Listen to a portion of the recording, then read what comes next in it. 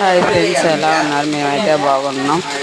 మీరు మీరు ఇచ్చే సపోర్ట్ వల్ల మేము ఇంకా చాలా బాగుంటామండి. ఈరోజు వచ్చేసి మా ఇంట్లో చికెన్ కర్రీ, సండే స్పెషల్ అండి. వైట్ రైస్, మటన్, పిల్లల కోసం లెగ్ పీసులు ఫ్రై చేసామండి. చూడండి, చికెన్ కూరలాగా కాకుండా ఫ్రైలాగా కాకుండా చిక్కగా ముద్దగా వండుతున్నారు.